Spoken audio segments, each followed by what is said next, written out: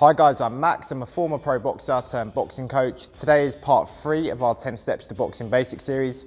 Today in part 3, we're going to go over our first and most important punch, the jab. And also, if you haven't seen part 1 and part 2, make sure to check them out. The links for them will be in the description. So the jab is a straight punch with your lead hand. It's the most important and most used punch in boxing. You'll use it to find your range, to land all your other shots, to control distance between you and your opponent, and the list goes on. Okay, so to start off, we're going to just look at the upper body mechanics of the jab, and then after we've learnt that, we'll look at the footwork. So to start off, we're just going to get into your boxing stance. Going to make sure your hands are up, and we're also going to make sure your fists are relaxed. Okay, so when you're in your stance, you don't actually want to be tight with your hands here. You want to be nice and loose and actually just squeeze your fist on impact. Okay, this will help you save energy, and also you'll be able to punch a little bit quicker when your arms are relaxed. Okay, so we'll get into that position. So the first thing with the jab, it's just extending the elbow. So your lead hand is just gonna extend the elbow like that, okay? So step 1, extend the elbow. The other thing you need to think about is actually rotating your fist, okay? So when you first start off, your thumb's gonna be facing upwards. And when I actually land the shot, I actually want the thumb to start turning downwards and end about there, okay? So 2 things to think about now, straighten the elbow, but also rotate the fist as you go. So starting off here, and finishing there, okay? Okay, the other thing to make sure is that we don't flare out the elbow. So you want to keep your elbow pointing down, and for the whole direction, you don't want to come out here. You want to just go straight to the target, okay? So make sure your elbow doesn't flare out, just go straight in. If it does flare out, it'll be a lot easier for your opponent to see and may counter you from that, okay?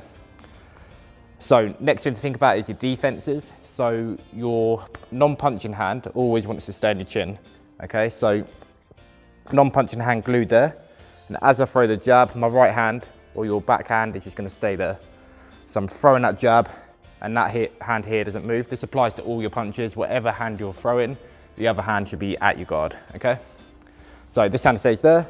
And now, so far, that's what we've got, okay? The other defensive thing we wanna try and do is replace this hand protecting our chin with the shoulder, okay?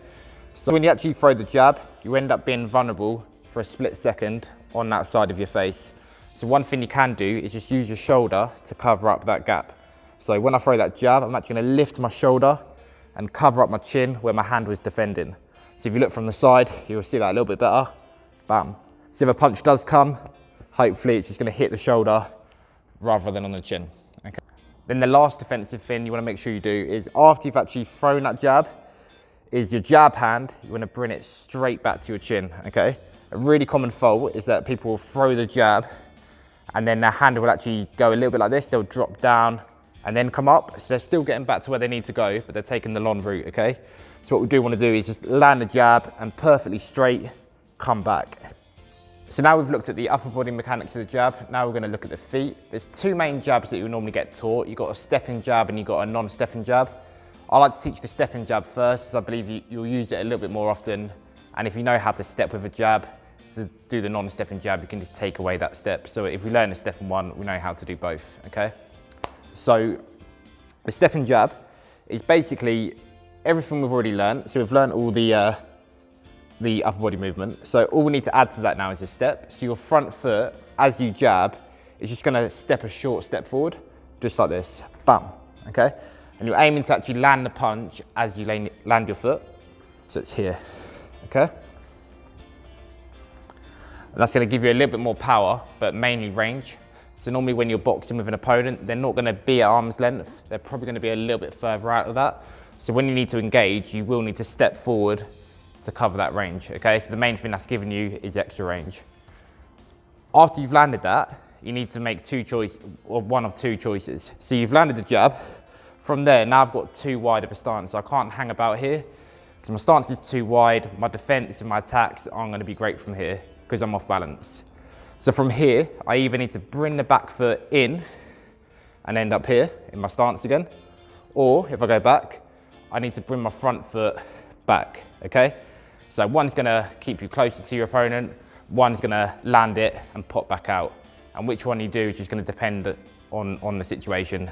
So I can jab and move in, or I can jab and pop out and score a shot. Okay, so that's the stepping jab. And then for the non-stepping jab, everything the same, but this time we don't step.